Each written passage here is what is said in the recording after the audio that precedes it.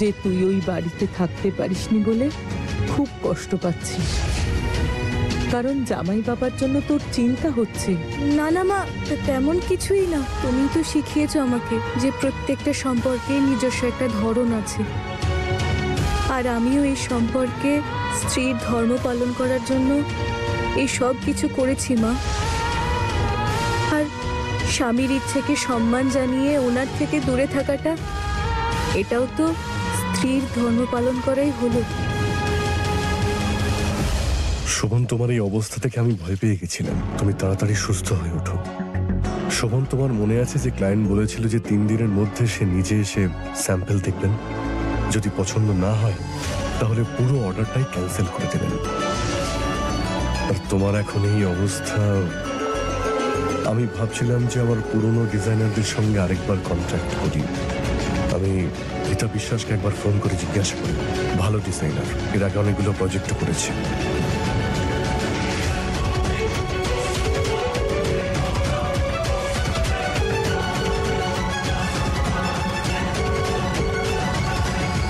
Phone তো receive করছে না। আমি বুঝতে পারছি না যে আমরা এই সমস্যা থেকে বেরোবো কি করে।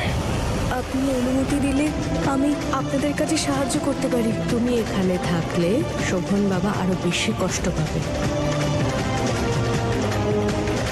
আমাদের ভুল বৌমাকে এখানে রাখা উচিত ছিল।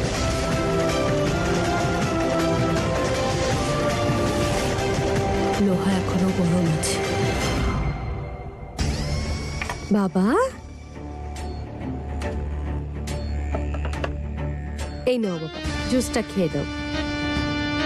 এরপর তোমাকে ওষুধও খেতে হবে।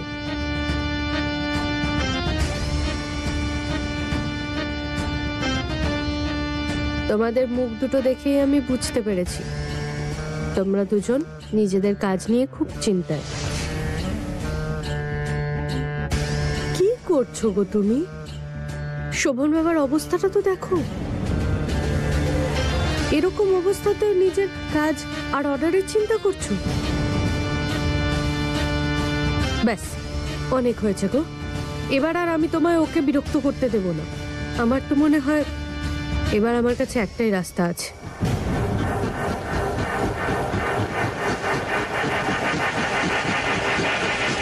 অজয় বাবা, এবার ওকেই সবকিছু সামলাতে হবে। শোনো না, আমি কথা বলছি অজয় বাবার সাথে।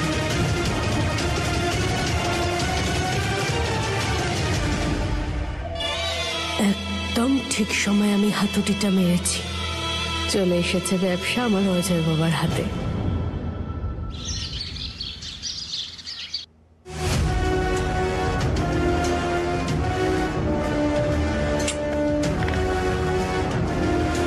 কিছু মাথায় আসছে না কেন আমার? অদ্ভুত সমস্যায় পড়লাম। খাল কেটে কুমির নিয়ে এলাম মনে হচ্ছে।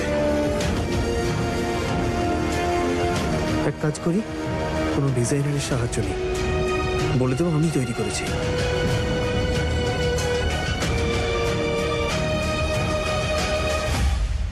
হ্যাঁ হ্যাঁ, স্বপ্ননীল, আমি অজয় কথা বলছি। আমার না এক্ষুনি নতুন নতুন কিছু ডিজাইন প্রয়োজন। আরে এতদিন পরে হঠাৎ কি মনে করে? আরে ওইসব আমি তোমাকে পরে বলে দেব। আর হ্যাঁ, এই কাজের জন্য ভালো টাকা দেবো আমি তোমাকে। এখন তো মাথাতে কোনো নতুন আইডিয়া আসছে না, একটু সময় দাও, তারপর শিওর কিছু নিয়ে আসছি। যদি আমার সময় থাকতো তাহলে তোর মতো সেকেন্ড ক্লাস ডিজাইনারকে ফোন করতাম আমি। ফোন রাখ।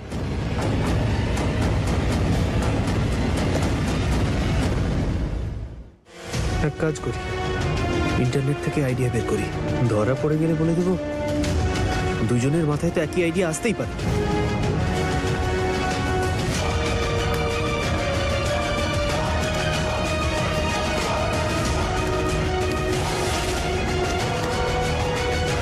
এই ডিজাইনটা ঠিক লাগছে।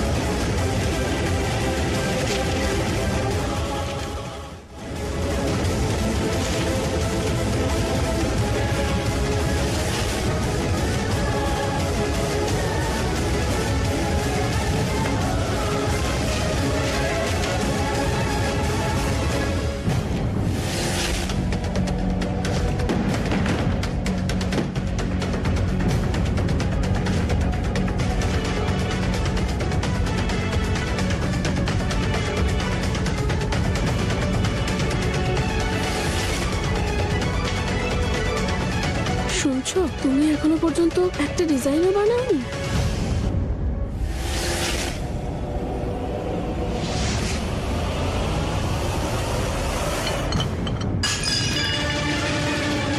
ইয়ার কি মনে হচ্ছে এগুলো? হ্যাঁ, বানিয়ে দেখাও একটা ডিজাইন, দেখাও। এই ফালতু কথাগুলো আমার সামনে বলবে না, নিজের কাজে মন দাও। বেরো এখান থেকে, বেরো।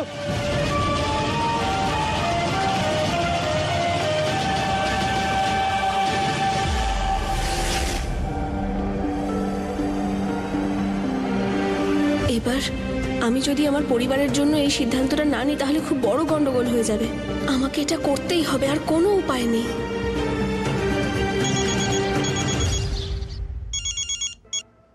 হ্যালো ফুল, খুব বড় একটা সমস্যা হয়ে গেছে। নয়নার বাবা দায়িত্ব নিয়েছিল যে সব ডিজাইনগুলো ও নিজেই বানাবে, কিন্তু কিন্তু ও এখনো কিচ্ছু বানাতে পারেনি। আর শোভন দাদারও হাতের যে অবস্থা, নিজে কিছুই করতে পারবে না। তাই দাদা সম্পূর্ণভাবে ওর উপরেই ভরসা করে আছে। ফুল, ও যদি কাল পর্যন্ত ডিজাইন তৈরি করে দিতে না পারে তাহলে দাদা মনে হয় নিজেই হাতের এই অবস্থা নিয়ে কাজ করতে শুরু করে দেবেন আর নিজেই ডিজাইন বানিয়ে নেবেন। না দীপিকা দিদি, ডাক্তারবাবু বলেছেন যে হাতটাকে পুরো বিশ্রাম দিতে, আর যদি হাতটাকে বেশি উনি নাড়াচাড়া করেন তাহলে আর কখনোই হাতটা পুরোপুরি ঠিক হবে না। তুমি যদি দাদার সম্মান আর অর্ডার এই দুটোই বাঁচাতে চাও তাহলে তোমার সবকিছু ভুলে এখানে আসতে হবে। কিন্তু কি করে? ছোট মামাকে পরিষ্কার বলে দিয়েছেন আমি যেন ওখানে না যাই, আর ওনারা কেউই এটা একদম পছন্দ করবেন না। আমি আমি কি করে যাব ওখানে? ফুল, তুমি সেটা নিয়ে চিন্তা করো না, আমার কাছে একটা আইডিয়া আছে। আমি জানি যে সবার চোখ এড়িয়ে কিভাবে তোমাকে এই বাড়ির ভিতরে আনতে হবে।